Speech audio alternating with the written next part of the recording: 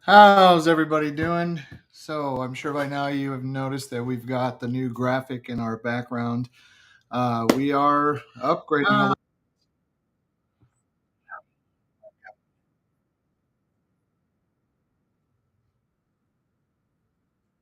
Give me 1 second here. Something is repeating everything I do. Okay, I think I figured it out. So, yeah, technical difficulties. New background, everybody. We are ready to go. I've got Sarah and Kyle on with me from Dragonheart Exotics, and we are going to have a really great episode, obviously, for you guys. I wanted to go over a couple things with them. I know that they have a few things that they want to talk about with me, and one of the funniest things that I wanted to go over before we get started was the beginning to all of this. So, not almost 10 minutes ago, was I speeding down the road because our country has daylight savings time, and in 43 years, I've never been able to understand it. So, what does that mean? It means that I thought we had a whole hour to go. And of course, Sarah and Kyle, being as organized as they are, it was like, hey, old man, need to get over here pretty quick. So I made it by the skin of my teeth. We are here, and I'm going to go ahead and bring them on now so they can entertain us and make fun of me. So here we go. Come on in, guys. Unmute your microphones, everybody, and we should be ready to go. How you guys doing? We're doing good. I'll first of all laugh off the organized thing. We are not necessarily as organized as everybody might think we are, but this being our first live stream, we have to be on time and not embarrass ourselves. So that's why we were on top of it this time. yeah. You know, I am a very thorough person, so I got to tell you, in the last 9 minutes while speeding, driving, talking to you guys, I have figured out that Pacific Standard Time changes right now, and it goes all the way to November as what's called PDT, Pacific Daylight Time. I did not know that ever. I know what Pacific Standard Time is. It's always West Coast, but yeah, it's PDT right now. And apparently, even though Arizona doesn't jump, PDT jumps to us and MST jumps away. I just thought we were Mountain Standard Time. So, sorry. Yeah, it's definitely weird. I think Mountain Standard Time just doesn't change, but you can definitely combine daylight time from over there to you. But that kind of almost confuses everything because, like, technically, you're the static state. You're the one that doesn't change. Right. So you think that people would try to let us just do our thing? We can have our own letters, maybe. I don't know. There's a big thing in the U.S. about getting rid of it and just making it daylight time forever in all states, and then there's no more switching at all. I actually heard about that, and I believe they currently shut the idea down. But yeah, I really like to be on time to my own podcast, so hopefully they change their minds on that end. And So Canada wants to do it, but they won't do it unless the U.S. does, even though they're dead set ready to go. But not unless the U.S. does. So that's a little bit of a political thing about Canada is they follow. yeah, that's another question I had. So obviously, I know a little bit about you guys. Kyle, you're from Atlanta, Georgia, or Georgia in general. Are you from Yeah, I Atlanta? grew up in Georgia, and then I moved to Canada for university and stayed. And that would So happen. I won't say you're a North American, but you are an American, like USA American. Is that true? Yeah, yeah, I would say so. Yeah, um, being in Canada now, I'm more of a North American than anything. Oh yeah. Do you Because I've guys lived live in below the 49th parallel? absolutely yes. So we're about an hour from Niagara Falls, if that. So you're their people now, and our people live higher up than you. That's just I want to point that out. Depending on the state. Washington, my dad, he's up there, so he's higher Yeah. than the 49th parallel. But no, that's awesome. How are you liking it out there? It's great. The quality of people is very good.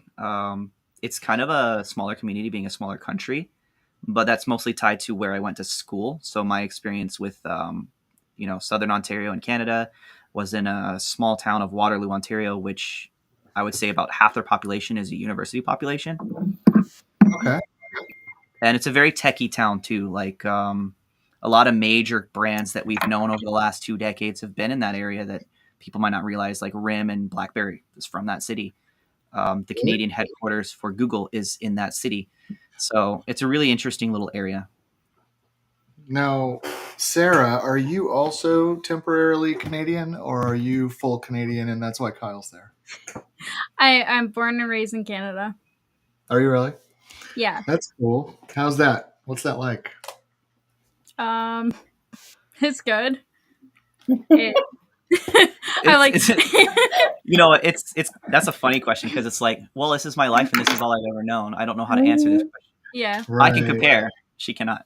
I mean, like being honest with the seasons and whatnot, the last like 5 years has been dramatically different. So I'm used to extreme snowfalls, and this past year's been nothing. Oh, I gotcha. Yeah. It's probably that climate change that's not happening. Yeah. Um, Conspiracy theories. yeah, the temperatures that we're not bringing up a little bit. Yeah. But yeah, no, that's awesome. One of the things I actually was very interested in from you guys, and if you can touch base on any of it, was if you've ever, I know you do shows, you vend shows. I'm wondering if you've ever vended a show in the United States. Actually, we have. We You went have. to. Where was that at? What was it? What was the We state? didn't. Okay, we didn't vend the show. We attended the show. So vending a show in the U.S. would require importing geckos, and it's a big process. If you can make friends with an importer, then it might be an affordable, doable thing. But if not, then you're going to be spending more money taking the geckos to the States than you will make selling them in the States. Ball pythons might be a doable thing because of the sale value, but with leopard geckos, it'd be very difficult. And it would have to be a situation where if the geckos don't sell, then you have a wholesale option before you leave. Because if you have to fly them both ways, you're going to be losing your year's worth of income. So it'd be more of an I want to do this than I can do anything lucrative by doing this, in a sense. Right. So if we wanted to go, if we even got a seat at Tinley, if we wanted to go to Tinley, that would be more of a marketing thing than anything in the world, like, and an experience. But if we're holding a table there, then do we get to experience it the same way we would have wanted to? True. Yeah, no, that's actually how I met my co-host, Jen. How's it going, Jen? Yeah, I actually met her in Florida at Daytona last year. And I probably wouldn't have made any money or anything like that if I had tried to vend a show up there. Plus, I've never done a show, so I wouldn't have been experienced enough. I am working on that. So, what are some of the things that you would say? I know you've only done the one, but are different from vending in the States as opposed to Canada? Do you want to answer that one? Well, so Canada, like we have two maybe technically 3 reptile expos or like companies that work in a year. Okay. So we normally do the one. It's the Toronto Reptile Expo. It's based out of Mississauga, Ontario, and that's nice. Like everyone's kind of tightly knit with like vendors and like some people that come around.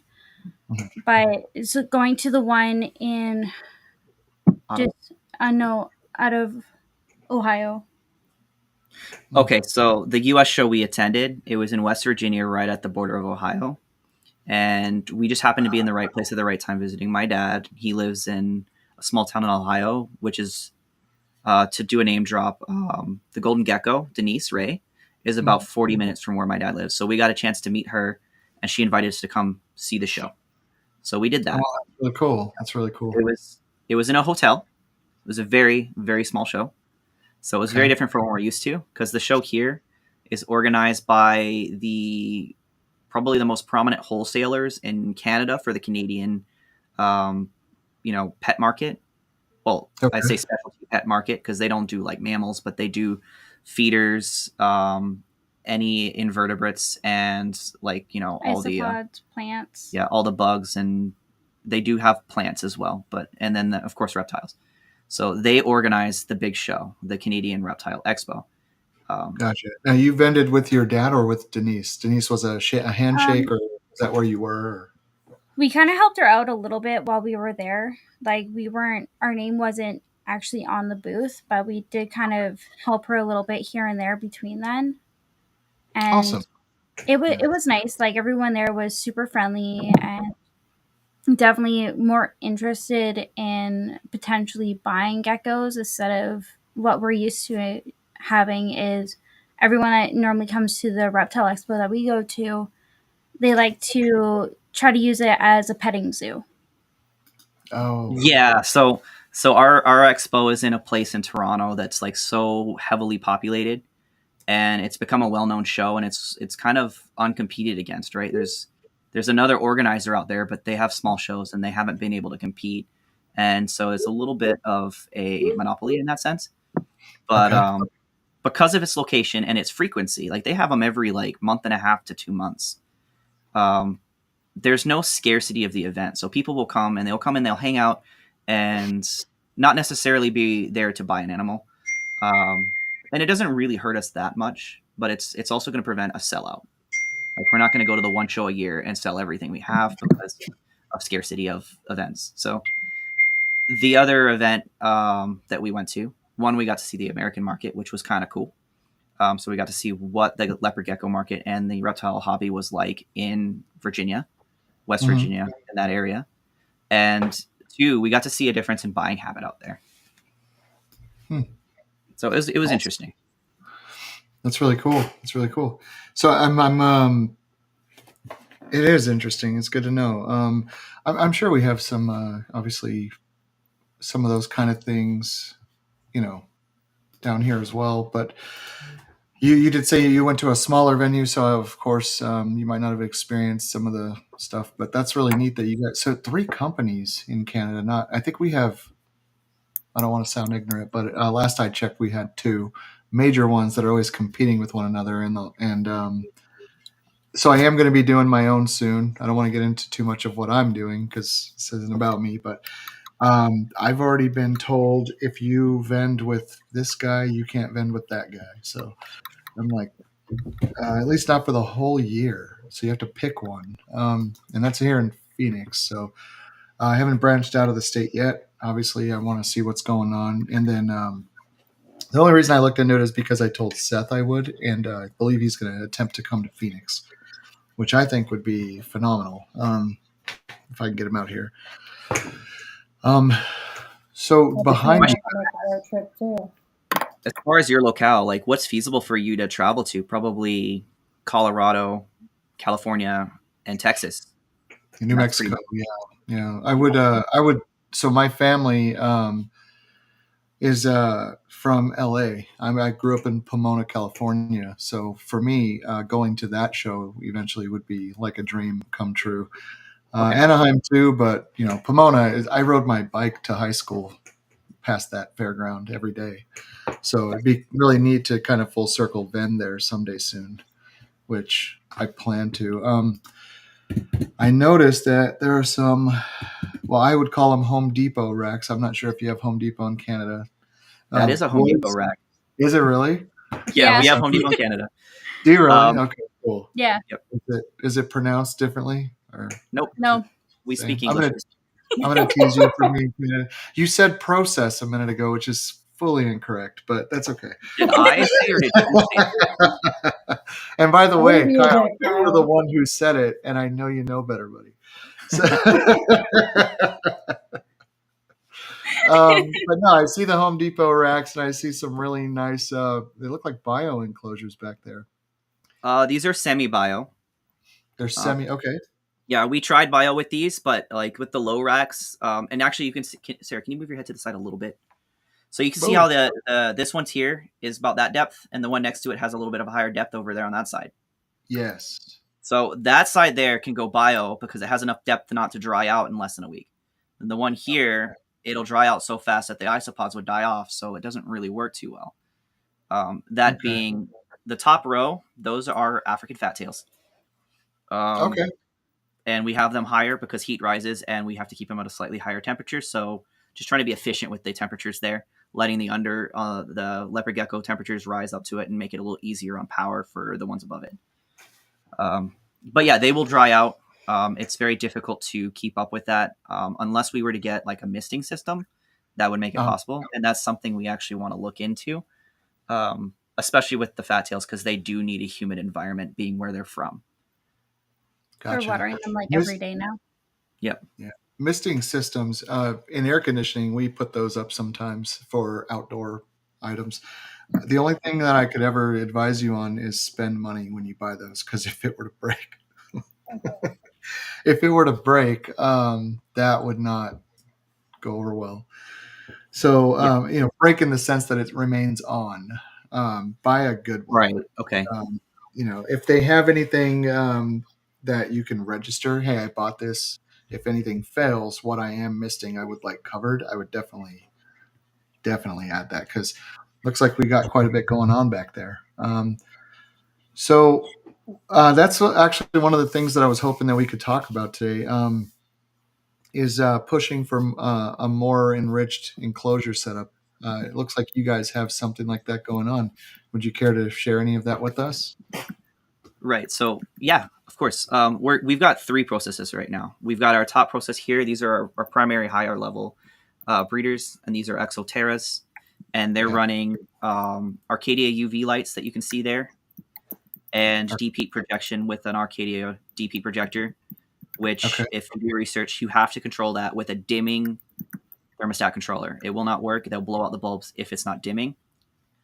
It will function for a while with an on-off switch or a pulsing one, but just by the nature of how the IR production of those is, they'll kill it real quick.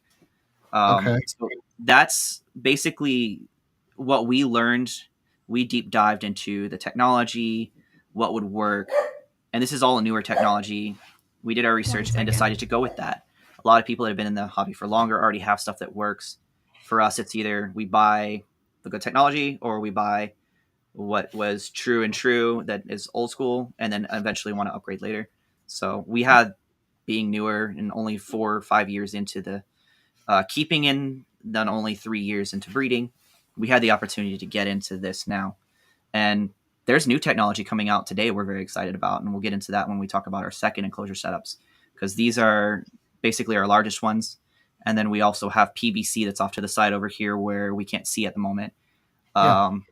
And those are really efficient. We've got a 4x2 foot deep by 1 foot tall that's split into 4, and it gives each individual gecko a decent amount of space to live in.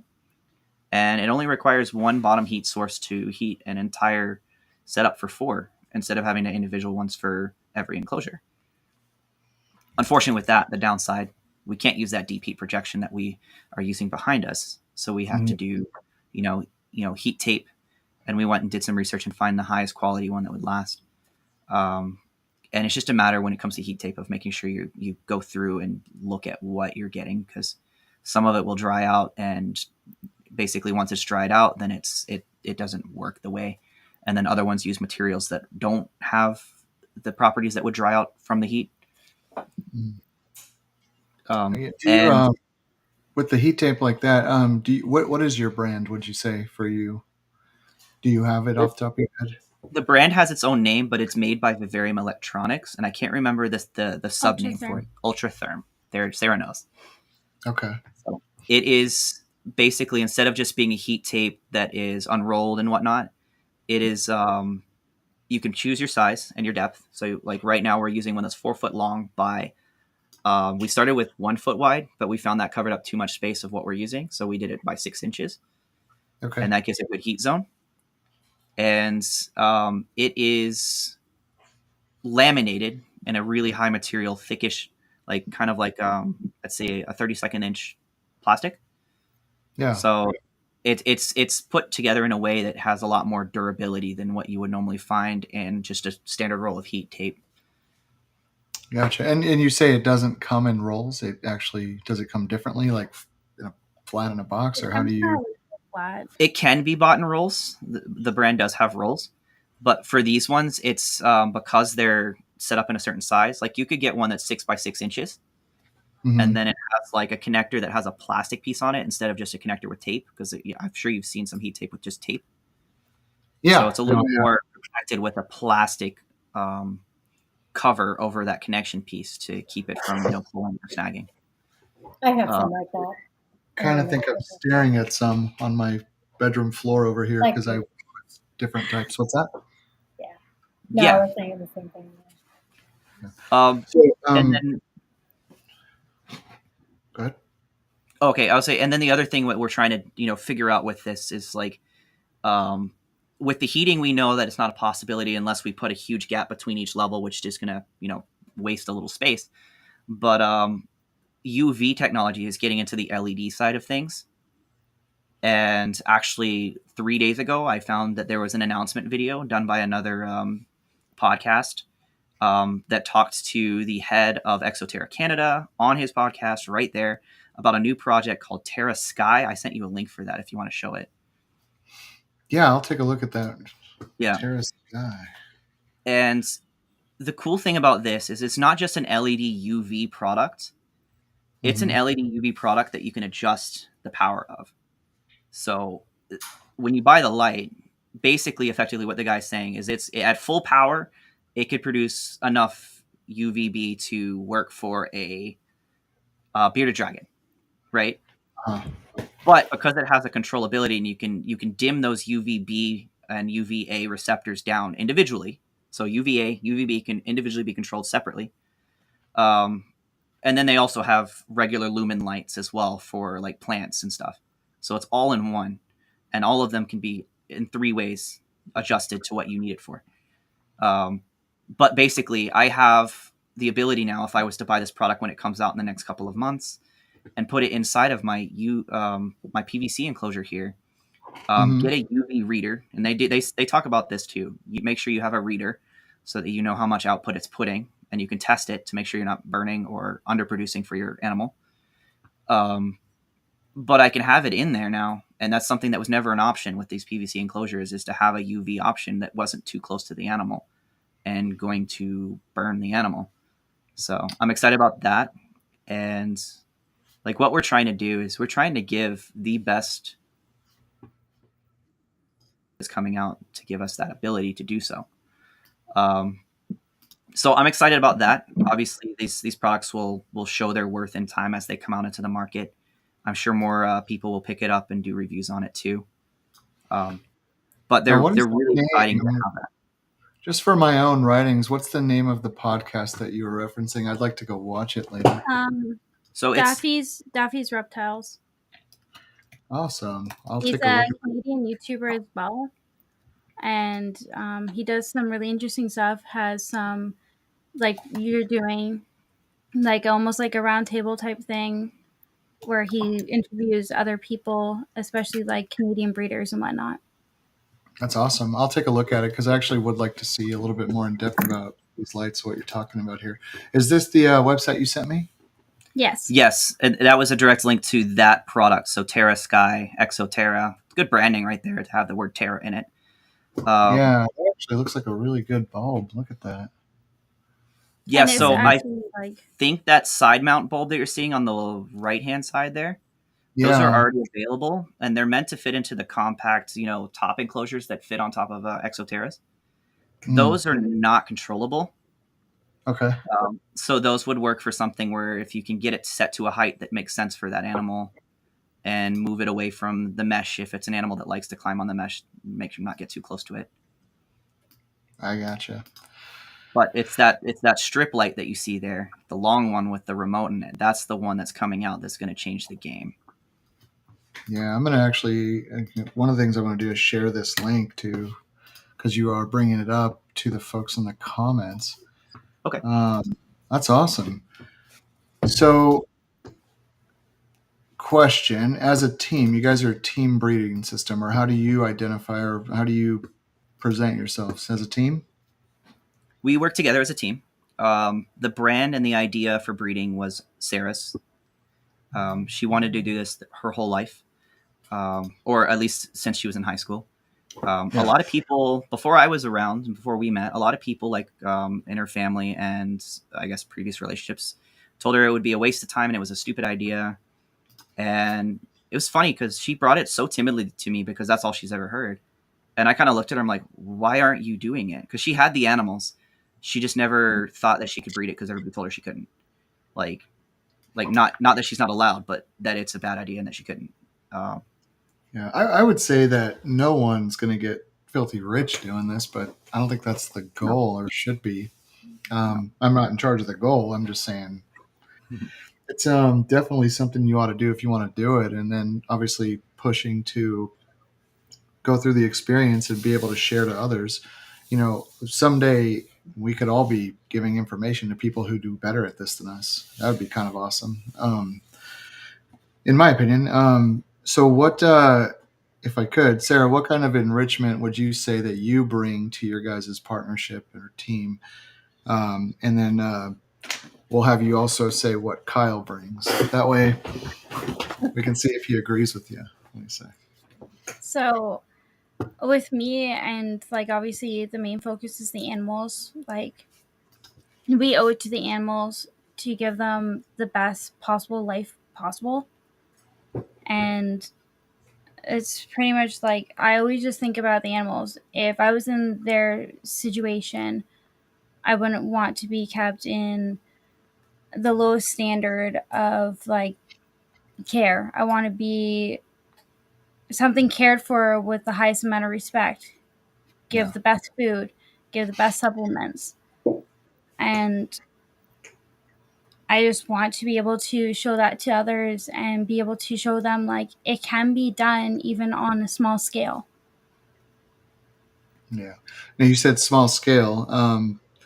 We'll get into the scale in just a minute, but what would you say that obviously, and I can tell one thing, but I'll hold, that Kyle brings to the mix? What would you say his enrichment would be? He brings a lot of like the data and the information to it, which is awesome because I get lost in the information and I don't know how to really come across and like say it to people. So he's kind of like the information bank, and I just do the basic like care, the photography, and all the other like stuff. That's what I probably would have. I agree with you. Yeah. That's really awesome too, though, because when Kyle's talking about those kind of things, it does seem like it's like this really neat thing to him that he wants to say, and he needs to talk about. So that's pretty cool. I could, I would have said, "Oh, look at this light bulb." It's a really nice light bulb. You should buy the light bulb. But no, man, that's really awesome because having that sort of a partner is important. I actually think it's pretty amazing that this was more your dream, and he's found a way to be a part of it.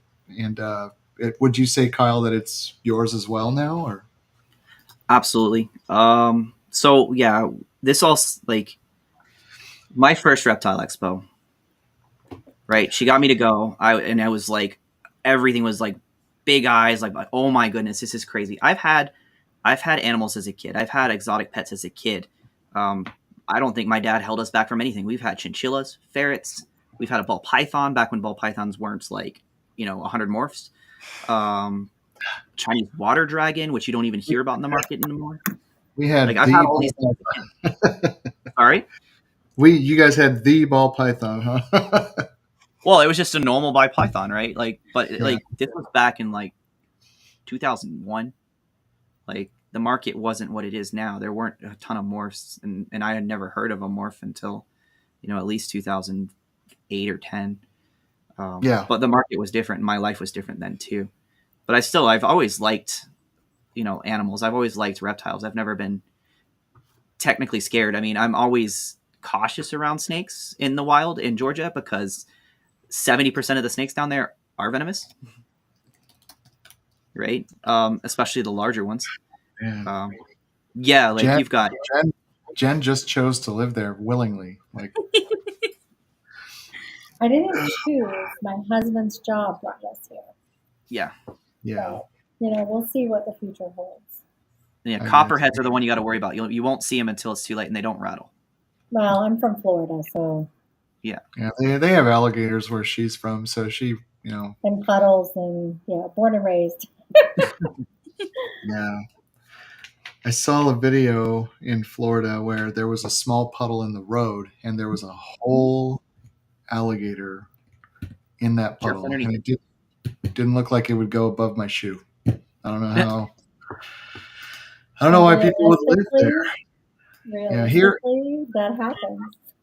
Yeah, we have Gila monsters. They don't bother you. We have scorpions. They're the ones that don't kill you when they sting you. So Arizona's awesome. The beautiful thing about Florida, though, you guys have to remember, it depends on where you're at.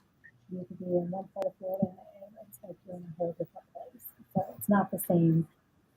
The entire state is different. Florida's beautiful, though. Like we were there last year for Disney trip and spent some time, and we saw a couple alligators on the road. And anoles everywhere. Oh, the anoles are everywhere in the morning and the evening.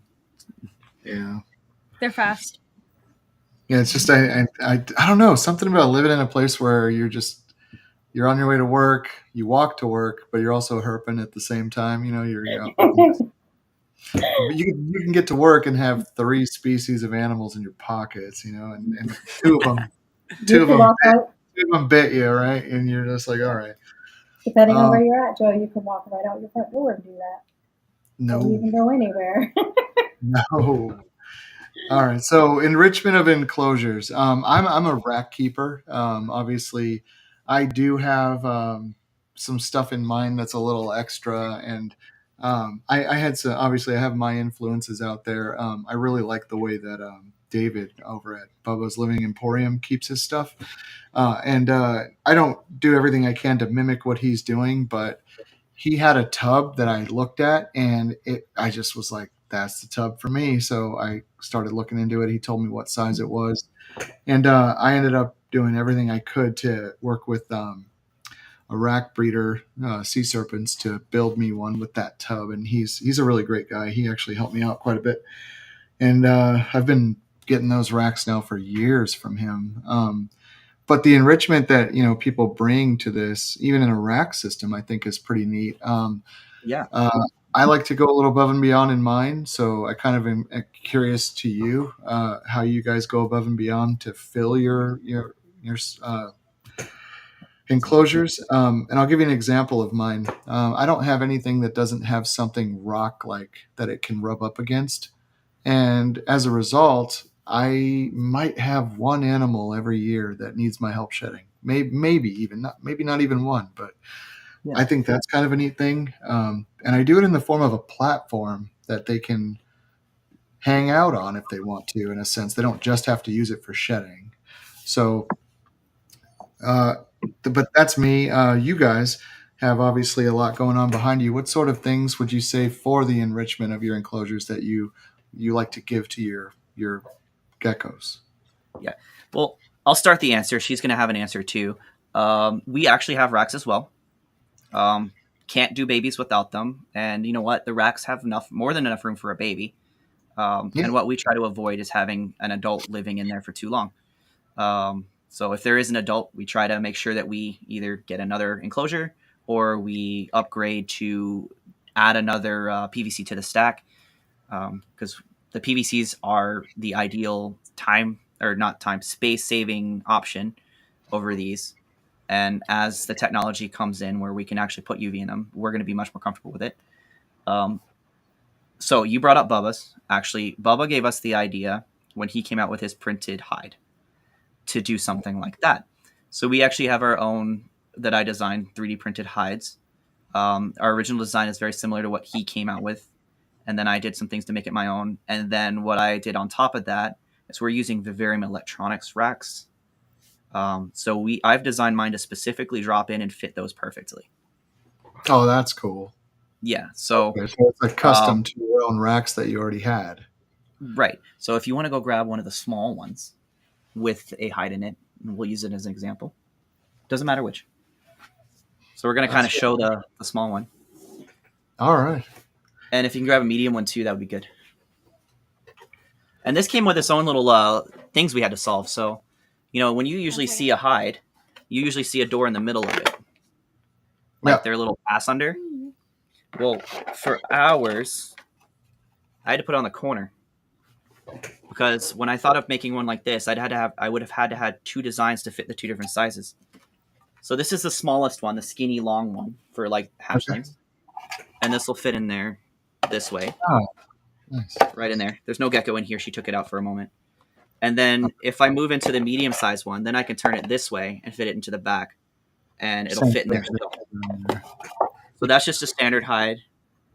And this would be the humid hide. It opens from the top. It has a snap fit. And the reason I really wanted to try and do this and actually go into investing a printer is because the stuff we've been buying from the pet stores, like the little rock looking ones that have the lid that sits on the top, right? They have so much air leakage and airflow leaking through it that they dry out in 2 or 3 days or less. So it doesn't make an ideal lay box. This large one I have here is a lay box. And it's big enough for, an adult leopard gecko to lay eggs in, and a lot of other gecko species that are on the smaller side. Now, what was that you just took out of there? Oh, that's it's another hide. I just sized it so for shipping, we drop it in there, and then we can put a feeder dish in there. We have a escape-proof feeder dish for mealworms that they can't get out of, and small dubias.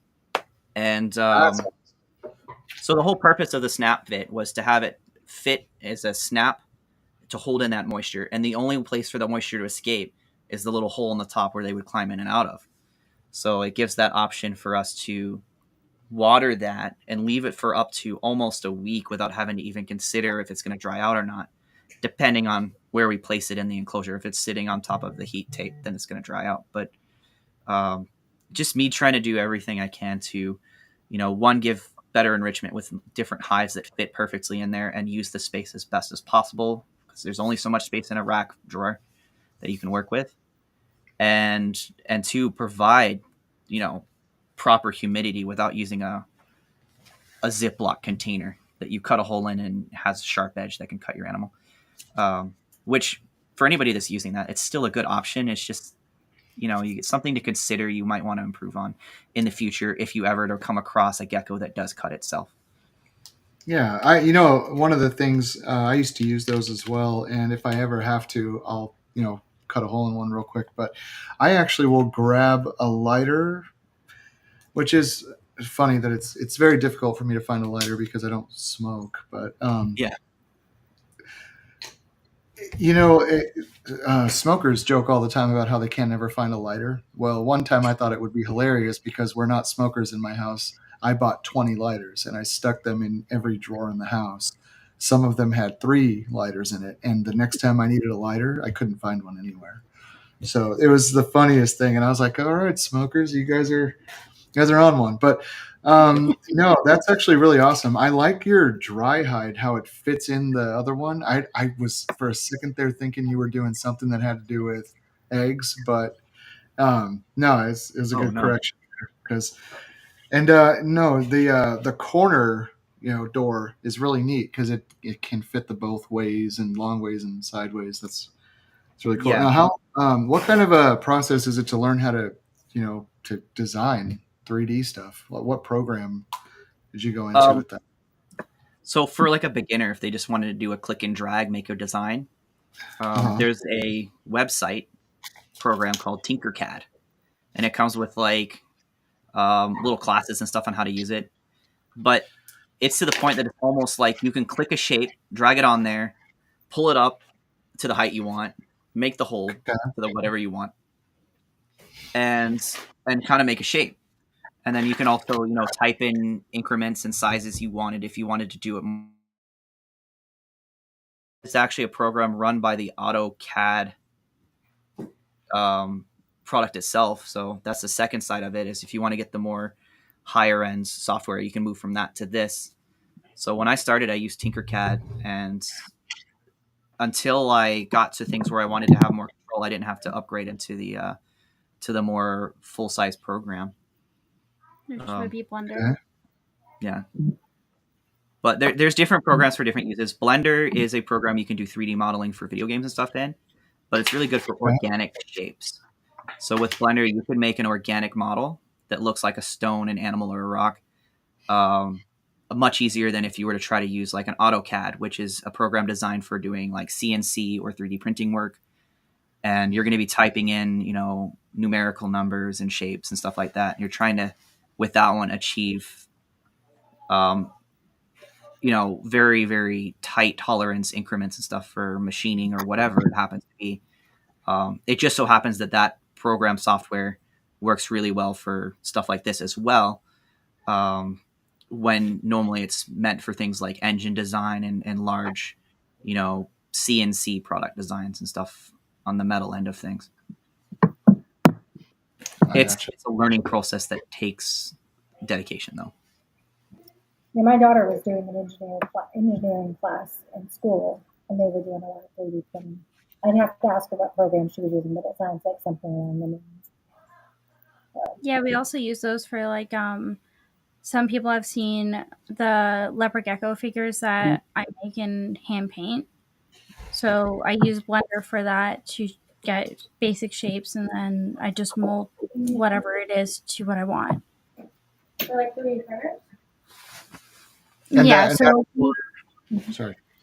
No worries. We currently have, if people are interested in the 3D printer, a Creality K1, and we're currently fixing our Prusa, which kind of decided to go catastrophic on us and break. How long did it run before it did that? It ran for at least 5 years before the hot end just decided to give out on us. Okay, because I actually I have one of those, and I have it. I just haven't unboxed it yet. I need time to do it, but yeah, that's the brand. When you said it, I recognized it right away. Yeah. Oh, the Prusa one? I mean, Prusas are pretty good. They are pretty durable. It's just keeping up with maintenance on the printer, updates and everything. So it's not too hard to do. They're considered in the 3D printing world as the workhorse of 3D printers. They will just go, go, go. Ours was modified, and the actual issue we had where the failure happened wasn't a modified part. So, Prusas are very, very modifiable. And when it comes to doing a modification, you have to really know exactly what the ins and outs of that modification is going to change. And if you don't, you could run into an issue like what we had, where our heater core failed, and basically the extruder of filament wasn't hot enough, and it started getting stuck in there, and then it got stuck to the point it backed up into that and melted apart in the top. So it's not as catastrophic as it would sound. It's just a replacement of that hot end, but it's still a couple $100. I have to step aside for just a moment. I'll be right back. Yeah, no worries. The one other thing that you brought up about enrichment of enclosures, especially tub systems, like yourself, we use like rocks to have something to kind of scratch against for the shed. And then also we have fake plants that are in those. Okay. So they can kind of climb over them, kind of feel like as naturalistic as you can in a bin setup. I gotcha. I know there are some people that I talk to, they actually have live plants in theirs. And I think they just really know how to take care of things like that, keep those alive as well as the animals. So when you do fake plants, it's like another plastic in the tank. Is Yeah. that correct? Okay. And it's do you have to? Is there any maintenance on those? How do they work with like the animal and how dirty the tank gets and things like that? So the maintenance of the fake plants, it's just like the Exoterra leaves or the Zoomed leaves that we have. So we'll Yeah. take them out every, I think it's like 2 to 3 days, and clean them off with just a vinegar water. If they get really dirty, then we do have a high percentage of hydrogen peroxide that we use just to kind of kill Yeah. anything that's on it. Which, do not get that on yourself. It burns, and it is unpleasant.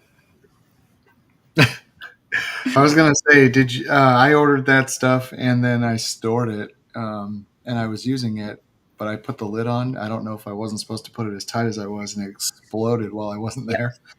It wasn't in the reptile room, thank God. But it, I mean, we came back. There was a door missing from the shelf we got.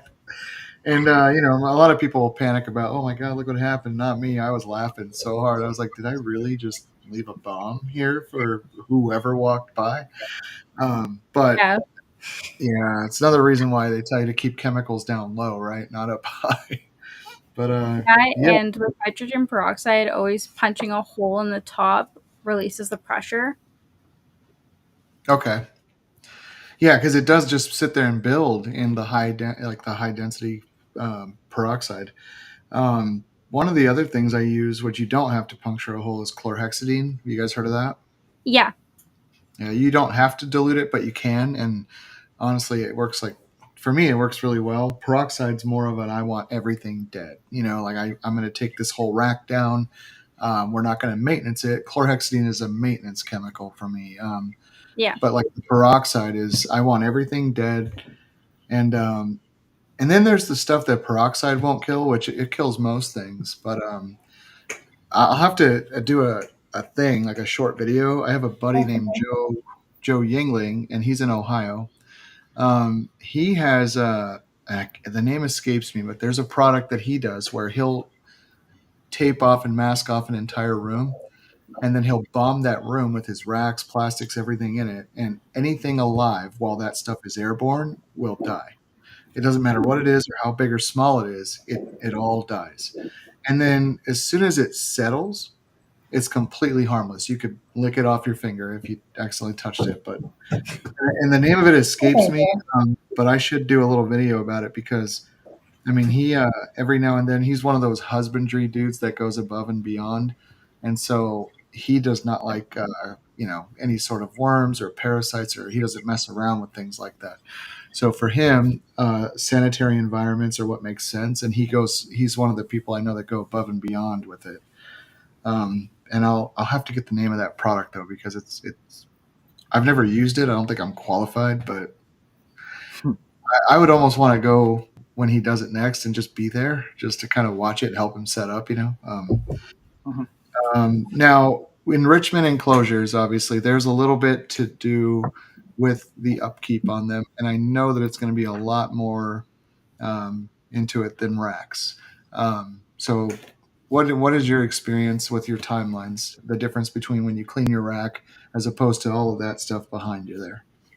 So the difference between like cleaning the rack versus the Exoterra. So most of our Exoterras we try to keep bioactive. So we have isopods and springtails in there, which help clean up pretty much anything that the gecko does. Versus the rack, I have to clean it every 2 days, every day if they're a baby, because they pretty much sleep, eat, and poop all the time. Yeah. So those are a daily thing. Once they get old enough, it's like every 2 to 3 days. Okay. And then to clean the rack system that we have right now normally takes me about an hour. 1 to 2 hours. Yeah. Yeah. How many tubs do you have in your rack system? We got a mix of tub sizes. So they're VE6s. We have 3 set up, and we're building a 4th right now for this season. So I'm going to say about 25 to 30 bins. Okay. That's a pretty good timeline on it. Yeah, hour to 2 hours. Yeah. She's fast, too. I used to be that we both would clean and take turns doing it. And then she just got so quick and so efficient. It's her that's physically doing it. And then she usually hands me the dirty dishes and stuff, and then I'll go get those washed for her, and she just keeps on going. The one downside I found in that is I'm less familiar with where and which animals are in that rack now because I'm not in there much. Because she's the one that moves the drawers. Yeah. I was going to say, it sounds to me like you found a really clever way of. You're so much better at this than me. You should just do it. Like, well, no, because I'm doing the dishes. Like, I'm cleaning the water dishes. You're helping. I'm cleaning. No, you saved it. I totally heard that part. No, so Samantha and Alec they were 50-50 on everything, and then one day I walk in and he's just doing all of it, and I'm like, "Where's your sister?" Well, and he was talking to me, but all I heard was she's smarter than me, and she talked me into this. But yeah, so he does the racks, but I tend to be the one that's doing the bigger enclosures. Yeah. So what is it? What do you got there? So this is Fury. He's our Black Knight male. He's pretty much the stud of most of our Black Knights right now. We're working on getting another Black Knight male. But he's stunning. This is actually the first gecko that Kyle actually got me at his first reptile expo. Oh yeah, I didn't finish my story about the first expo because she couldn't afford this and she really wanted it, and we were talking about breeding for the week prior because she was telling me why I'd want to go and what I'd want to see and all that stuff, and we find this animal, and this was kind of the key. She's like, if I want to get into this, I want to work with Black Knights. And so I was like, you know what? Let me get this for you. You can pay me back when you can, and we can get things going. And yeah, that was a big milestone for us as a couple, actually, believe it or not. But also that's what really kickstarted from being, a leopard gecko keeper for her to really just switching gears, and it's like, okay, now we've got, I've got support and I've got an animal, and let's do this breeding thing. Yeah, no, and is he your only Black Knight, or did you end up investing in others? Oh no, we have a few now, and in fact, we didn't expect a successful first season with him. Like, pitch black geckos. Can you want to put him back? He's getting feisty. He almost jumped. Yep. Yeah, our geckos are pretty well handled, so they're pretty well tamed, minus the odd few like that just don't want to be tamed. But he likes to have a patience point where he's like, okay, now I want to go. Yeah. But yeah, so we have him. We've got a female we're not going to pull out. She's might be laying at the moment, to be honest, but she's digging for lays.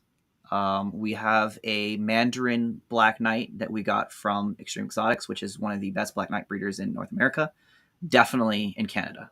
They hold the Canadian market for specialty projects in Black Knight. So they're really cool here. You're talking about Brandon and Holly? Brandon and Holly, yeah. We actually talked to them a fair bit now. We have a mutual friend that was kind of a interesting coincidence, I guess you could say. Yeah, I would say so. She was doing her first show, and she came to us out of nowhere as, looking up to us for advice on how to do a show and what to expect. And then that kind of led us into occasionally talking to Brendan and Holly, to Brendan and Holly wanting to talk to us a lot more. So that opened a big door for us. That's awesome. So, yeah, I do see a lot of their projects that are always hitting Morph Market. And I've actually spoken. I know that I've spoken to Holly on Instagram, or maybe it was Discord. I'm not sure. But yeah, I've spoken to her. And she normally speaks to everybody on behalf of both of them, but she's very polite. They had a really interesting thing happen. She was telling me about. I don't remember a lot of the details. I do know that they had a really nice Instagram account that got taken down. Yeah, so unfortunately, Instagram did that.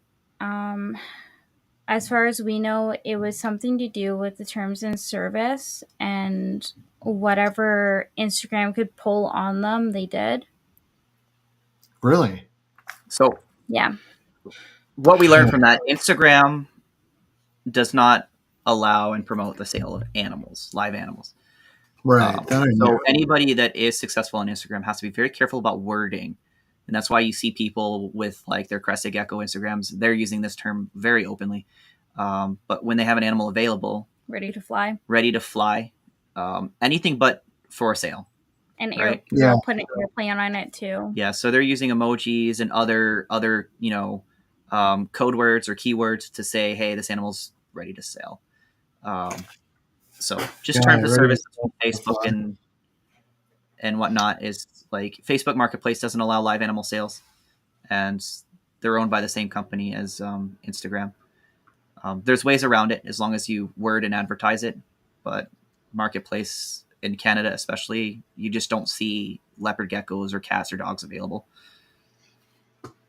Yeah. No, and like I gotta say, like on the one hand, so like we know we're not supposed to post about sales. If you post a sale, if you post a $, you're gonna get a warning. So there's that too. And it's for me, I've never actually done it because it was in the terms and agreement section, and then you can actually monetize your Instagram, but you have to do it carefully. So I chose not to do it. And but when it comes to it, to me, it would be more of a just don't do it. Like don't even try it. Don't try to get away with it. Especially if you have a lot of followers on there. But man, she was devastated. I know they started a new one. It grew pretty quick, so that's really cool for them. And I'm glad because when I go on there, I'm not a huge fan of different social medias. I think they're kind of getting a little bit boring. But I like to, if I am going to go on to social media, it's going to be for to look at your stuff or to look at Jen's stuff or somebody's stuff, right? I do want to see what the breeder or the keeper is doing. I want to see photos of their animals and what they're working with. And sometimes it's how can I get my hands on one of those? I want to try my hand at it. So that's what I use it for. So if I open up Instagram before geckos, I wouldn't have opened up Instagram for any reason, but I had one, and I remember like people telling me to throw photos on there all the time, and I was like, fine. But with the geckos, I post photos, and I like to see photos of those things. So I'm glad they got one back because man, they have some really cool projects. They do. Yeah, and so theirs is let's see. Where's their name? It's ex. Leo or something like that. Yeah, I was gonna say they're near you guys though, right? So they're about 5 hours away. Yeah. Oh, okay. So no, they're not. They're like that's a drive to where I'm from in California. Yes, from where Leos. EX. Yeah, but they're. Yeah, I've seen theirs. I was looking at their stuff just the other day. I wonder what it is they do. I wanted to pull one up here. So Extreme Exotics. One thing I wonder about the logo all the time, and if they ever see this, I hope they answer the question. Why Extreme Exotics was an opportunity to not have the E in front of the exotics. I just kind of wondered why when they didn't put it in front of the word extreme. That's my own question. Check Morph Market and you might find your answer. I'm going to do that. There's an American Extreme Exotics, as far as I know. As far as I know, there's an American Extreme Exotics, yeah. Oh, no kidding. Okay. Yeah. I did not know that. But looking at some of their stuff here, and I do, I'm going to pop that up for us real quick. So you're right. They do quite a bit with Black Knight, and it is very beautiful. So I've never seen most of them that they do is the Black Knight Mandarin Tangerine, the Black Knight Super Snows, and then which they call is ash and lava. So that one's called they call the ash line. That might be This lava. one right is our lava, right? Yes. Yeah, so that's going to be the Mandarin Black Knight, and then you add albino. You add albino, the black turns to gray or white, and then you've got a orange and white gecko.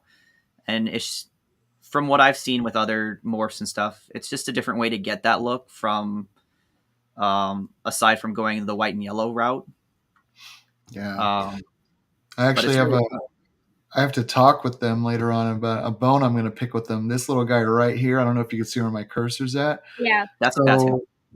No, I know. So I was going to invest in an animal, and I saw that one, and I thought, that's an amazing one. I kind of got to have it. And then it said pet only. It has a short body. And I'm looking at it, and they had two posted. They both looked like this, and one of them did have a short body and a short tail. So I'm like, so I inquired, and I said, hey, what exactly is wrong with this one? Because I'm very interested, and the price was higher. And I'm thinking if it's a pet, it shouldn't be priced high. And they get back to me, and in the same sentence, they said, that was a typo. This one's fine, and it just sold. I was like, oh man! So it just sold, and I was kind of like, okay, good on you, good on you. But yeah, no, looking at some of these right here, like you can tell where their Black Knight stuff is too. This one right here is really neat. Look at that tail. The black. Yeah, That's a very, very hard project because you're working with two completely different polygenetics, and you're going like, you got to get a high quality orange, but you also have to get high quality black. And just breeding two together does not guarantee something like that, right? No, absolutely not. You actually have to hit. We have one of theirs, and it's got great genetics for breeding, but the gecko's brown. The orange and the black are full coverage, and they mixed to make a brown. Yeah. No, they do have some wild projects. I have one of their animals, and I will be able to find him in here in just a minute, but let's see what you got there. So this is Cinderella. This is from them. She's looking really good today, but you can see the Black Knight's there, and you can see that orange tries to poke through, but it's muddy. And actually, there's one right there that kind of shows the same thing if you scroll up just a tiny bit. That one? Yeah. That one's just a little more orange. That's awesome. But yeah, that's one result, and then you can get the contrast, and it's completely random. There's not much you can do about it other than breed them and make sure you're carefully crossing back and forth. So you're going to do a generation going back to Black Knight to get it darker, and then you're going to do like 2 generations going back to the Mandarin side of things to get it to be orange, and then you're going to have to find the hatchlings that have contrast. And it's completely different approach than doing like a snow project or something where you're going to have a predictable result. So they actually sell a lot into the marketplace in the pet. Ooh, what was that white one? They have a lot that go to the pet marketplace and to the specialty reptile stores around here and whatnot, because they don't look like the ones you're seeing in those pictures. The one I grabbed from them is not this one, but he does look an awful lot like this one. And he's huge, man. He's very hardy. A lot of these animals, when you look at the videos and you watch them move, they're very healthy, very hardy. I'd be interested in talking with them a little bit. What a cool thing that you guys have a connection to these guys, because, for me, I think they have really neat looking animals. Yeah, and they're going to be a partnership we're working on, trying to get closer with and get some of their knowledge. They're very behind the scenes. They don't go to shows, and they don't do much of that. So if you get a chance to talk to them and actually have real deeper conversations with them, you're doing really well. I haven't even seen them on a podcast yet. I know that there's people that have tried, and it just never happened. But it's just one of those things. They keep to themselves. They're very busy. They also are in the equestrian trade, so they have their horses and their farm. And koi fish. Oh yeah, extreme exotics koi or extreme koi. So they're koi farmers too. It's crazy. Yep. They do a lot. I see the tattoos and I'm like, I feel it. Koi fish, yeah. Yep. No, so you have a koi fish tattoo as well? No, I have dragons. Oh, okay. I thought you had. She's No. into the anime stuff. Yeah, no. It's a lot of people were. I don't know why, but it was weird. I got the tattoo and I had a reason behind it. There was some. I don't know if it was like just time for people to start talking about tattoos or whatever, but oh, really? Why'd you get that? And so it's like I had a really good reason, and then because of the way I was asked, I never wanted to tell anybody. I was like, I don't want to tell you because you were shitty about it just now. But yeah, like if you're gonna get a permanent marking on you, you should have a reason for it. But yeah, that's my opinion anyway. Speaking of permanent markings, interesting in the hobby. Have you guys noticed that David Bubba's Geckos? He's doing tattoos now. Yeah, I saw that. Yeah, you know what? He is an artist, and sometimes he shows some of the art stuff he draws and doodles. I'm not surprised. I'm surprised, but I'm not surprised, if that makes sense. It's like, oh wow, he's doing that. I didn't think that was coming, but at the same time, he is an artist, and it's kind of known when you look at his logo and some of the stuff he does on his post. It shows itself. Yeah, no, and he's a really neat guy. I've actually, every time I've ever spoken with him, I've enjoyed talking to him. But I didn't know he was an artist, and then he was doing tattoos, and I'm like, I've been thinking about getting, geckos somewhere. I want a bunch of them just like crawling up another arm or something like that. And so cool. I've started to eliminate another tattoo by getting removal. So I can have like a canvas on some stuff I had done a while back. And it's been fairly simple. But I don't know, maybe the future I might I'll take a look and see what everybody's doing, and if he's, where I want to be artistic wise, I think I might even see if it could be him. That's cool. That would be, I don't know, it'd be really neat to support somebody in the hobby with other stuff they do. I've been definitely thinking about hitting him up if we were in that area. Like the way his art is going, I like it. It's amazing. So I'm just like, yeah, I'm definitely paying attention. And you know what? While we're on the topic for him, like I've had a good chat with him, because when I developed those products for 3D printing, the first one I designed up was kind of a mock-up of what he did. So I reached out to him. Hey, look, I'm gonna start doing this. I just want to let you know and get some ideas and pointers from you, and just show you what I have. It's gonna look a lot like yours, but I did try to make it different. And just first I want to ask some questions about it and what was working and what's not material wise. I want to make sure that we were using the right kind of plastic, because that matters for safety of the animal. And second of all, I would like your blessing on this, because this particular design is very close to yours. He says, nah, bro, I don't care. Like, there's no way I could produce and sell enough to compete anyways. Like, so there's no way for us to compete with each other when you think about it. Yeah, and his brother Jaden, I know, is the one that prints them. I don't know who designs them, but I know Jaden is the one who prints them. And he's such a cool dude too, man. He so I have these little like when you buy the trays for eggs and it has like in there. God bless you.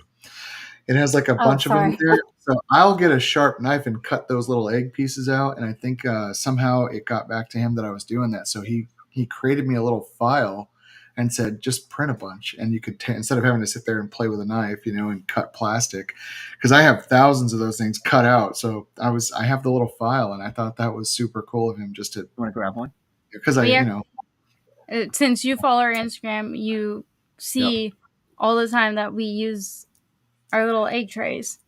Yeah, it helps keep them above the substrate. I'm like, hint, I brought it up. Yeah, you should show. Because they're very cool. Go get one. Yeah, because we've made some of our own too, and like they're available on our Etsy site, but they've never really sold.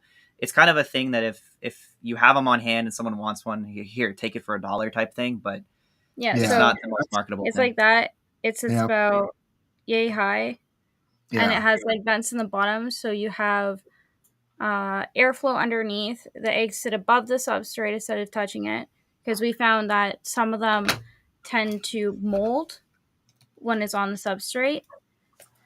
So we switched from perlite to vermiculite because of humidity problems. Okay. And that was something that one of our African fat tail breeders actually told us. is vermiculite actually holds moisture. Well, she's in the She's in hydroponics. the hydroponics industry, so she's like, she explained it so well. It's like, perlite is a drainage substance. Water will drain through it. So what you're technically doing is you're putting a drainage substance and you're stacking it an inch high, and you're letting water sit at the bottom of it. And if your egg is touching that water, if it's not right, then you're gonna get a mold problem. Yeah. So like it doesn't like absorb and hold that water, and vermiculite will, but perlite will not. And that's the big difference, and that's what's going to make or break whether you're going to have an even distribution of the humidity or you're going to have an egg partially sitting in water ready to mold.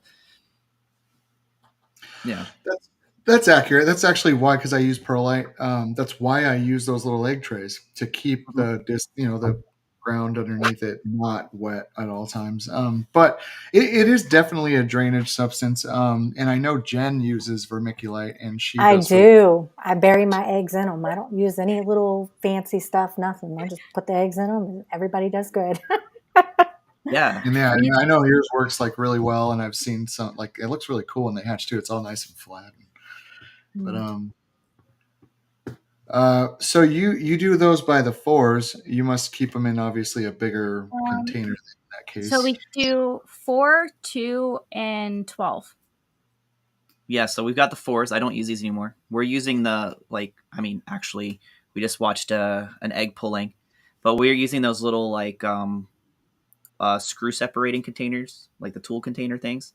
Mm-hmm. So this won't fit in it. I had to make ones with just half the length, the 2, and then they fit. So we're basically doing what like a lot of breeders are doing, and they're just keeping one clutch together instead of combining clutches and whatnot. And it's easier because if you're pulling a bunch of eggs in 1 week and they all hatched, you don't know which one's which after they start running around. Oh, I see. Yeah, no, I actually use trays from Webster. I'll have to look it up. And mine have to be an individual one, and so I push it down into the perlite. I double check mine and everything. One of the reasons that I use perlite, and I have to be honest, because it is harder work, is because the fact that it is, somebody once upon a time told me that you have to burp the enclosure of the little door, so there's fresh air constantly going in there. Well, if I use perlite, I'm always thinking that it's dried out. So, I can remove it from I have everything set up first. I'll pull one out at a time, and I will literally start working on it, making sure it's all still humid. If it is, I close it back up, stick it right back in. And I do it that way because for the first 3 weeks, I won't open it, period. Like, unless I'm putting another egg in, it does not get any fresh air. After that tray has been full of eggs and it has 3 weeks in, I feel a little bit more comfortable towards the gender might have set. And then, I'll risk it then. I'll take my chance then. I'm not saying I know something other people don't know, but 3 weeks is normally something where, before I did the 3-week thing, I haven't noticed the difference. So, like, if I'm doing TSF or TSM, 3 weeks is, I don't know if it's just like that magic number. It's solid. They're going to be that gender now. And that I kind of assign to them by temperature. And it doesn't work out 100% of the time because nature. And that's actually one thing that I wanted to bring up with you guys. Have you guys ever experienced the breeder who doesn't understand the difference between telling them that something is male and female or whether or not it's been temperature sexed? Yeah, so we've actually experienced that a decent bit in the last year. So if we don't know the gender, if they don't hit, like, let's say the 20 gram mark, and we're selling them before then, we'll tell the people, like, it's temperature sex for female or it's temperature sex for male. There's no guarantee that one or the other is going to be, but this is what we incubated it for. Obviously, like you said, nature is nature. It does what it wants. Right. And everybody, that's one thing that I think I actually, everybody want to look at the screen and look their best right now, because I'm going to make small clips of this part. But yeah, like, I just want to make sure you guys know what I'm doing right now. I want to make it clear, and I'm going to say it as loudly and as matter of fact as I possibly can. So for the future, if people understand, If I tell you that something's male, what that means is I looked at it, picked up the tail. Oh, look, that's a male. Here you go. Guaranteed that's a male. If I tell you it's a female, then I checked it. I know how to check it. And here it is. It's a female. You're buying a girl. If I tell you that it's temperature sexed, male or female, I am literally saying I have no clue what this is. But I incubated it at 82 or 88 degrees. And those are my temps, anyways, 82 and 88. I've heard some people say, go to 89, but don't do 91. I'm just going to go with 82 and 88. And I've had a pretty good run with it. And you know what? That is what it means, because I don't care who says what to you. Temperature, sex, female. Yeah, good luck. Good luck. Hopefully you got it. Man, I hope there wasn't a fluctuation in 60 days that changed something on you. But you did your best. But basically, TSF or TSM means I incubated this egg at this temperature for the entirety of its incubation process. It doesn't mean male or female, and people need to understand that. And they don't even need to agree with it. They just really need to understand it. That's not that's a stand and deliver moment where I'm just saying something that's real, right? Temperature, sex, male and female. You bought it, and it was a question mark to both of us. I hope it works out, and I want you to prosper and come back and all that. But you can't fault anybody for not getting it correctly if they didn't label it male or female, right? Right. Well, I don't know. What are your thoughts? Tell me exactly where I'm wrong in this one. I mean, technically speaking, I don't think you're wrong, because you're right. Like, if you incubated it for a female or male, and let's say there's a temperature fluctuation, the door opens, the power goes out, you have no control over that. And it just happens. Like, temperatures will fluctuate. Eggs will come out whatever gender they want to come out as. Yeah, that'll definitely happen. You do get, with 88 degrees, I do get males, like mostly males. It's very rare that females will happen, but I have sold that, that animal, that, Firebolt, that Black Knight, and I've gotten it back that, hey, this is not a girl. And you said it was TSF, and I'm like, Yep. you're right. I did say that. Yeah. I did not say it was a girl. I said it was temperature incubated at 82 degrees is what I said. And that's me doing my best. That's all of us doing our best. There is no guarantee with it. Anybody that says otherwise is not telling the truth. They might have a really great incubation method that none of us know. And if anybody has 100% statistics that they can prove to me, I will take this back. And then I'll show that clip later, because I really would like, I hope somebody watches this and they're just, if they take away nothing from anything I ever say, it's just that you don't have any control over nature, and we do our best by the incubation, and it does pretty good. You actually have really good odds. It increases your odds of getting the genders you're looking at. But if you go to 91 or above, what happens to the gender? It becomes female and very, very mean. Yeah. Right? That's what we hear. I don't have any hot females, and I don't think I've ever seen them. Just sex. Yeah, that, you know what? That's a good comment. And I was actually going to make a counter comment on yours, not as a disagreement, but as a counter argument against this. Do it. And I don't think that sexing the animal based on incubation is the problem. I think it's the expectation that because it can be done, it has to be that way. And it's on the other breeders or the keeper that's hoping to get a male or female. Because you've got the the little preteen girl is like, I want my gecko to be a girl, well, then pretend it's a girl. But sometimes it can be that simple. Yeah, that's. But when it comes down to it, the expectation is like, okay, it's a really cool phenomenon and blessing that we can control the sex of a gecko based on the temperature it sits in its egg for 3 to 5 weeks. And then it's a done deal in that sense. That's when I learned about that, because when Sarah got me into it, I went and deep dived. I did all the research I could and I figured it out. And even when I deep dived and learned about it and understood it, when we were incubating our first geckos, I was losing my mind. I'm like, am I doing this right? Is it going to fluctuate? This and that and what, right? Like, our understanding of it is still to be learned. And if you really want to go and fact check that, go read Ron Tremper's book on what he says about it. And he even says it's not guaranteed, but this is a good method to go by. Yeah. Right? And there is a difference between expectancy and expectation. The expectancy, there's an emotional component behind it because there's a monetary exchange of value. Yes. And so with that, expectation takes over, and expectancy kind of, which is a lesser version of it. They are semi-synonymous, but they're not exactly synonymous. Expectation, you better have it this way. You said it, it better be this way. Expectancy is more of a, there should be this. This is what should happen. The expectancy is there, like a life expectancy or something like that, as opposed to a life expectation, right? Right. So yeah, and I think that the getting in the middle of that is just, it's 100%. If I say TSM, I am telling you that I did my best to battle nature, and I hope I won. And for your sake, you think you're buying a boy, but I did like Josiah's comment here. So if you are watching, Josiah, does that mean that you don't do the TSF and TSM thing at all? Let's see.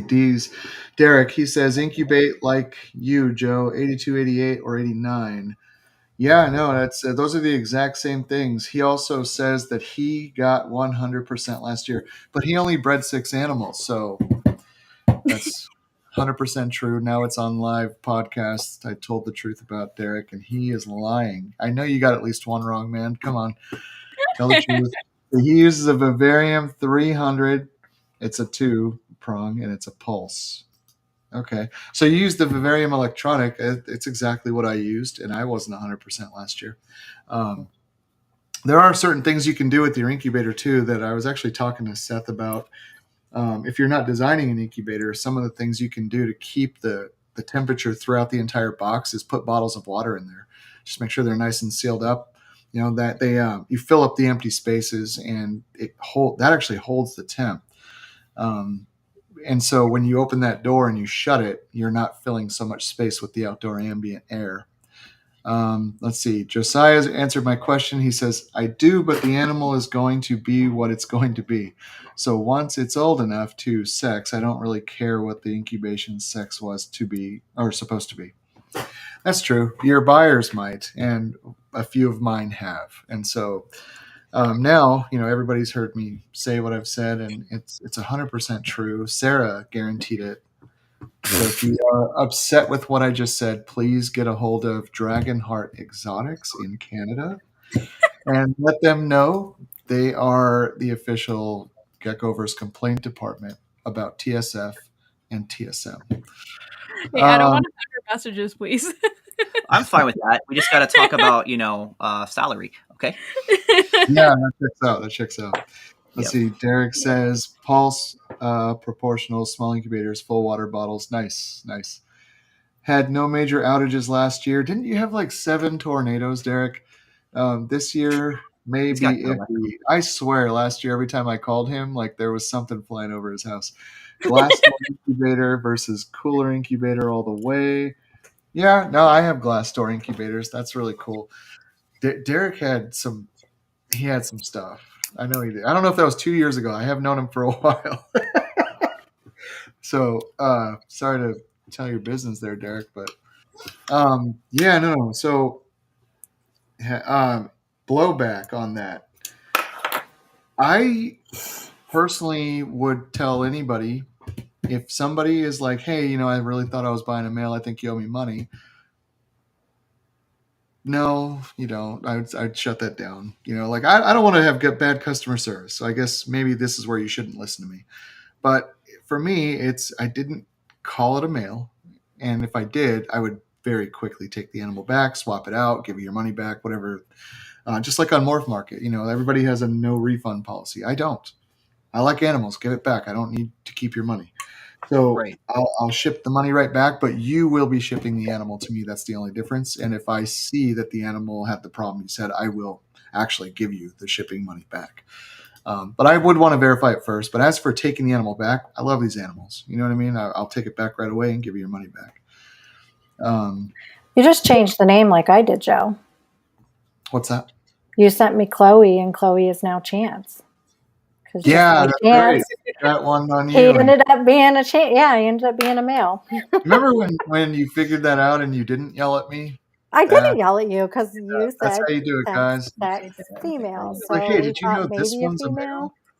Yeah, Absolutely. I text him the picture and I'm like, hey, this is a boy. Just FYI. Yeah. But we also knew it was temp sex to be female. So my expectations was not that it was going to 100% be one.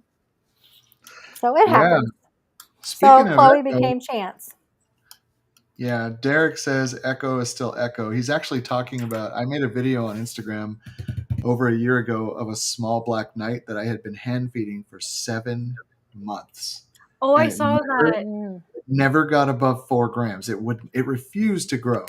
And so I finally was like, well, I'm going to pet this out. I'm not even going to sell it. And Derek was interested in him. So we figured out a shipping thing and I sent the animal to him. Well, the animal's huge now. And it started to grow before I shipped it. I wouldn't ship it till it was about 15 to 20 grams. So it started to, what do you call that? Grow. And then 7 months. And for some reason, all of a sudden just starts stretching, growing, getting bigger. And now it's, it's huge. I believe it's 2 years old now, so it's part of his breeding season this year. And he's been talking to me a little bit about it, but that's actually pretty cool to see. I don't know what would cause an animal to not grow, but the cool thing about it is I got to learn how to hand feed something this big. Like that was these working hands are not good at little things like that, but I figured it out, and yeah, it's pretty interesting. Have you guys ever had to hand feed a small baby leopard gecko? Yeah. Yeah, we've had to do it a couple times. When we were new in the game too, we actually took in some rescues to try and work with them, because one, we had a lot of good information from having access to a very, very good vet here in Canada. He's pretty well known within like the Canadian reptile hobby. And so we had the access to that information and a little bit of extra confidence. We had a couple animals we took to him. But yeah, like we had to learn how to do shed care, saving toes for animals that came to us with many layers of stuck shed. And it really gave us a lot of experience on what we can do when things go wrong. And now in our care, animals that are born in our care, things don't tend to go wrong because we've put a lot of time and effort into giving them the humidity they need. But yeah, a lot of times we keep an open door on our Instagram. Anybody that's willing to follow us on Instagram that buys an animal from us can reach out to us whenever they want. And we've gone back to people that have bought animals and helped them get things set straight, because I guess something about setting up wasn't correct, or they didn't have the full understanding. And we corrected that and helped them with little things like, fixing a stuck shed issue and, taking a look at their enclosure to help them out. But yeah, black knights especially, like, they grow slow. They are slow growers. Black knights in general. They don't eat as much as, like, let's say something like a Max Snow. We have some that have tripled in size, pretty much same week of hatch, and they just grow slower. This year is the first year that I have. So we have about 4 or 5 that have hatched out, and they're all growing at a really great rate. Everyone's eating. I had to. Then the last one that was just born, I've had to hand feed it already because it was like 6 days old, and I noticed it hadn't eaten at all. So I'm working on that one, but I know that there was a lot of controversy with the inbreeding in order to create Black Knight over the years, and so one of my goals for this was I didn't step into any of the other melanistic lines. I verify that I'm buying a Black Knight. I get it from somebody credible, and I never, ever, ever pair related animals. So I won't do any line breeding with them. If I need new blood, I reach out to the same people, make sure that we're not exchanging similar animals.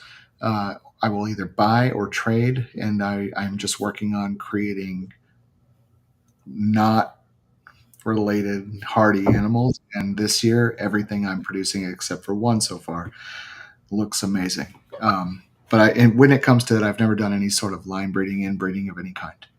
And they're still coming out because I'm taking, the darker animals and I'm pairing them together. So they're still coming out, solid. They're nice.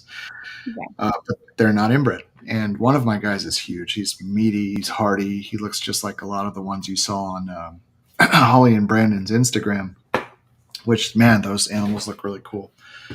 But yeah, that's something that I'm doing on my side. And I just refuse to do any inbreeding on them. I think it's been done enough, and that's why they're slow growers, Yeah. Yeah. We took our projects and crossed them out before we even considered introducing another pure Black Knight, just because there's a limited supply of Black Knight in Canada. Like, you've got maybe 2 gene pools, and there's high quality coming from extreme exotic side, but other than that, like, you're either going to keep breeding it or you're going to cross it out to something that doesn't have another well, you can cross it to another polygenetic trait and go back, and that other polygenetic will just fade away. But if you were to put it to something that's like, dominant or recessive, then now you've got something new. Yeah. So it's tricky. That is true. One of the things that I wanted to get from you guys on here, it's actually just a quick question of mine, and I'll be the one to bring it up. So I recently, obviously, I don't know if everybody knows this or not, but I don't work with Max Snow. I feel like there's so many people working with it that I just don't need to. Not that I don't like them; they're amazing. I like everything everybody's doing with them, but there's so much going on with it that if I want to see any of it, I could see it everywhere else. So I personally decided, okay, so what do I think of Tug Snow? Do I think that's really a thing or not? I don't want to get into that. So I just went with Gem Snow, and I work with the dominant trait with Gem Snow, and I'm actually seeing some success on year 4, which is kind of cool with what I'm doing with mine. But I recently reached out to Dragoon Geckos, Rebecca Hasler out in Germany, and I had some extra gecko money laying around, and I was like, I want to grab 2 that I could work with. And a really neat thing with her was that it's not the same buying something from her as everyone else. Now the transactional part is fine. She's very accommodating. It's very good. She's very sweet in that right. Business oriented, like this is that. But if something goes wrong, she's quick to say, I'll split this with you. And of course I said, no, thank you, but I appreciate it. I want to have the experience be what we both expected. And it's for the animals, not for the money. But I picked up some sweet Albie Snow. I'm talking like everyone else's Albie Snows can kiss my Albie Snows' asses. Like, they're so cool. Like, and I know everybody else has really great Albie Snows. I'm just messing around. But you guys apparently did this before I did. And part of the transaction was that she hit me up today to remind me is that, part of it says that if you leave a review, she does an hour-long training session. And I was just kind of wondering if you guys went through that, what it was like, and should I go forward with it? Yeah, so I'll be honest with you. Dragon is an amazing human being. She's very knowledgeable. A lot of her knowledge is from obviously all her years of experience. And even just leaving her a review, like, it helps her. But the coaching session that you go through with it, she doesn't just give you like your standard run of the mill stuff. She actually deep dives into stuff. If you kind of want to know about like a specific morph or what the Albie Snow ghost that she has is and how it works and how it plays with like the genetic line itself, she'll deep dive into that. she has so much information that it should be more available from other breeders, but it's not. And she's the only one that we know of that gives you pretty much like word for word genetic insight of what you're dealing with and what you're going to get. That's really interesting. I'm definitely going to do it. I just kind of wanted to hear from somebody else. What did you end up getting from her, if you don't mind? Okay, so we got. Should we show and tell or just tell? I can go grab him if you want me to. Yeah, absolutely. Okay. Okay. I'm just going to add to what Sarah said while she's grabbing it. Our coaching session, she focused on starting it by telling us about the animals we got, right? So she gave us information on the background of them, where the breeding project came from the last, like, let's say, couple of generations, maybe up to 5 years. What the project on her side was meant to be. And then she proceeded to ask us, okay, so now you know what the animal is and capable of. What do you want to do with it so that I can give you some advice on how you would best be able to achieve that based on my experiences? And she's very, very organized about that. And she really wants to set someone up with those new animals that you've really invested a lot of money into, because they are not cheap. And she wants to set you up for success. And that's really cool, because the ghost gene is not well known in North America, how it acts, because it just never really went crazy in North America. So the camera doesn't do them justice. Even photos don't do them justice.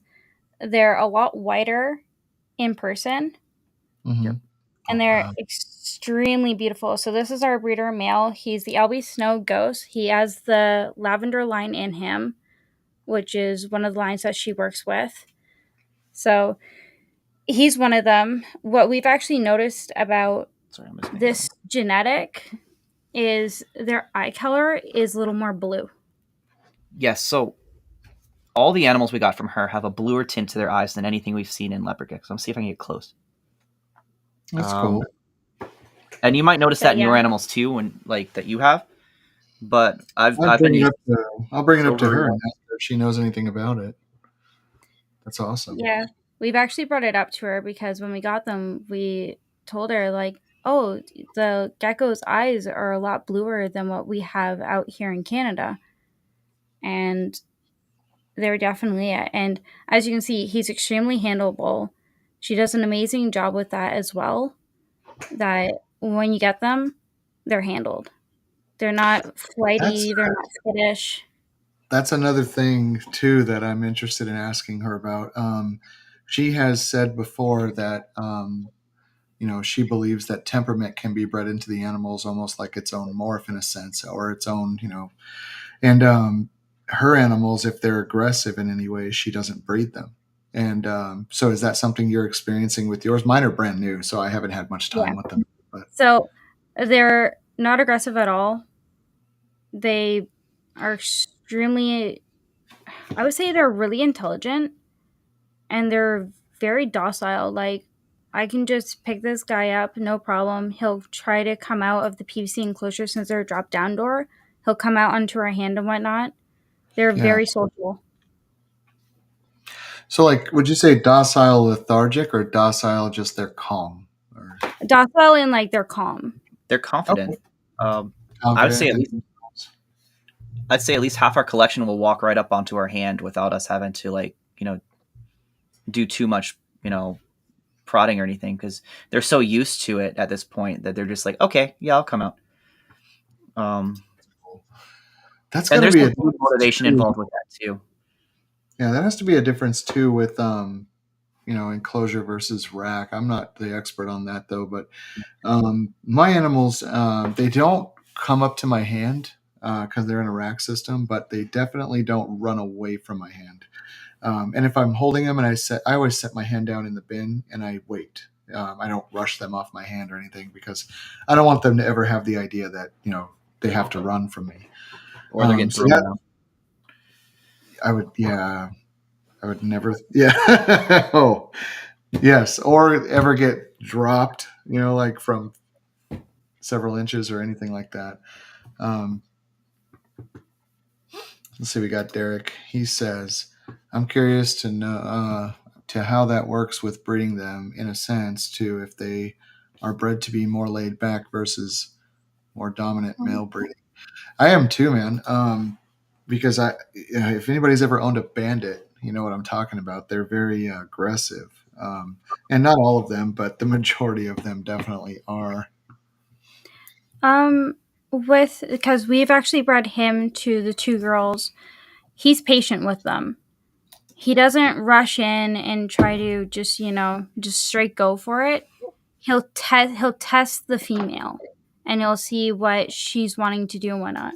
He's actually trying to get over to Kyle. Sorry, I'm watching that. I was laughing. There you go. Oh, there he is. He made it. Yeah. So he cool. tests the female, and he actually waits for them to kind of just relax, and then he'll start trying to do things. So really it's kind of nicer because we have some males that you put them in with a female, they're going for it. Yeah, that's awesome. What is there anything else that you feel like as a new buyer that I ought to know or that I ought to be privy to before I set up a session? I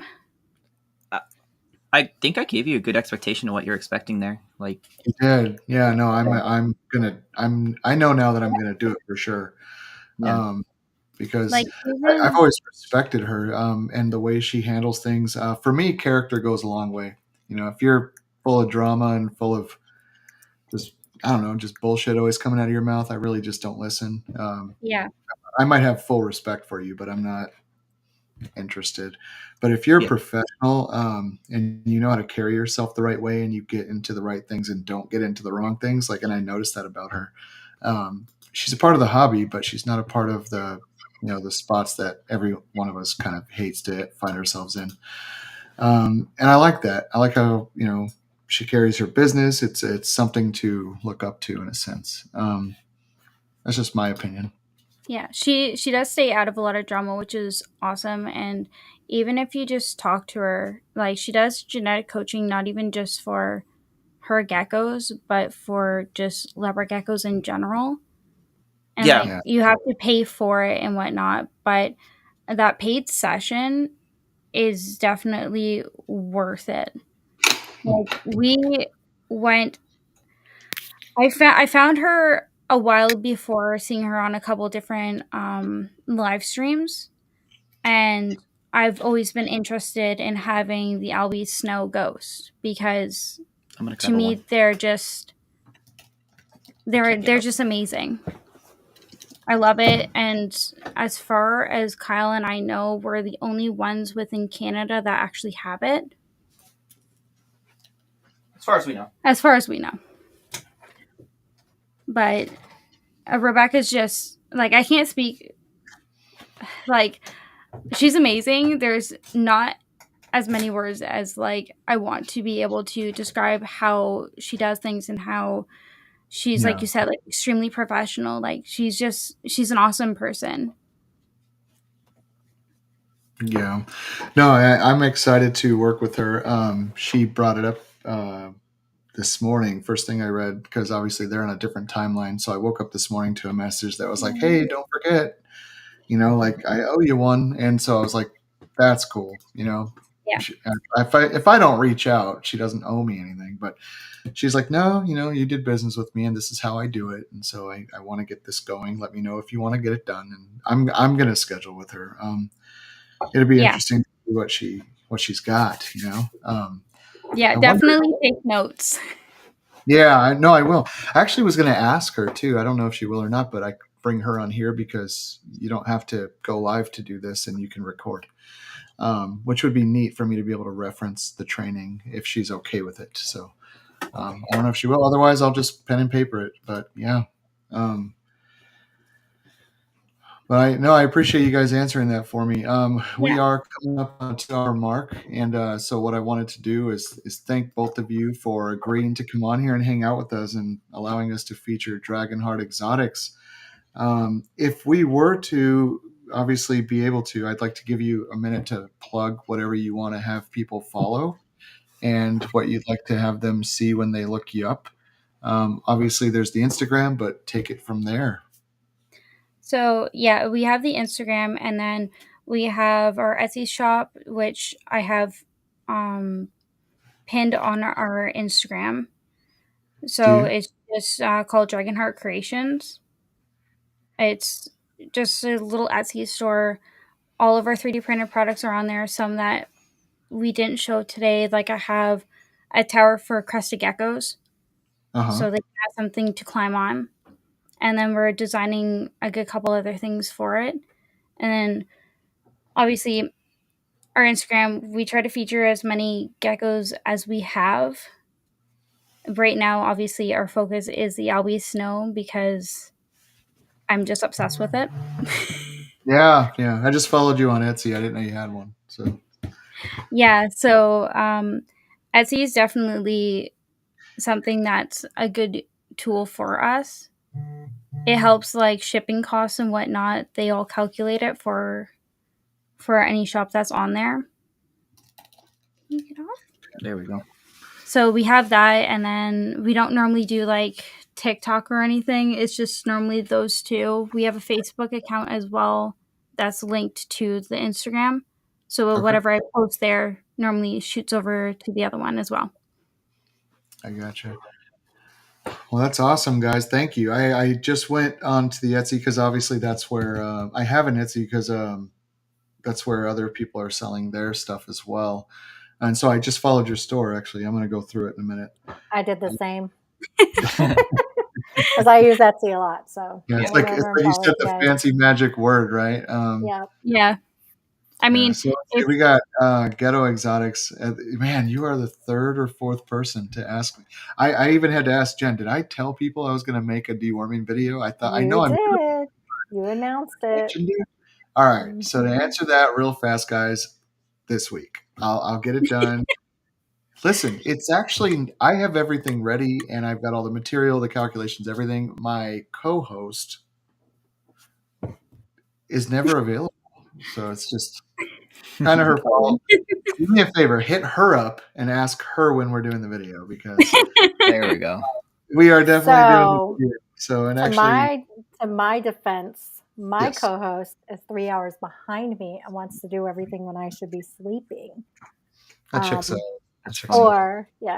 And I also ordered the wrong supplies and had to send it back and get the right ones. So it kind of is my fault, guys. So we'll get it. We promise. We just got called out in the comments, so I feel like you have to end this postponement thing, and we got to get it done. Yes, let's get it done. All right. And deworming isn't actually like super hard because I've done it too. No, but some folks want to see it. They want to know, I got the measurement, the dosage, and whatnot. Yeah, and I have some websites I want to show off and things like that. I do need to get it done. Just a nice educational thing. We're trying to make a short video, so it's not something that's preachy and overly done, because there's a lot of those. Just to the point. Yeah. Cool. Well, hey, Sarah and Kyle, thank you so much for hanging out with us and coming on this week to Geckoverse. It's really cool having you here. Yeah. Thanks for having us. This was a lot of fun and a new experience for us as well. Yes, and hopefully sometime soon we can invite you back. So yeah, definitely. We'll have some babies to show off and some new things to talk about. Yeah, and everybody who hung out today, thank you guys for coming in. We had quite a few people commenting and hanging out with us. We'll obviously try to do one of these a week. We recently added to my website, I was able to put up a calendar, so you can go there if you want, where it says Geckoverse at the top. There's a calendar. There will be a breeder section later on. I'm working on that, and you guys will be able to see who's coming on soon. And I think I'm going to try to do 3 months out. So we're filling slots right now. Obviously, please go to wildcardgeckos.com and you'll see Sarah and Kyle's thing. So we'll talk soon. Thank you, everybody.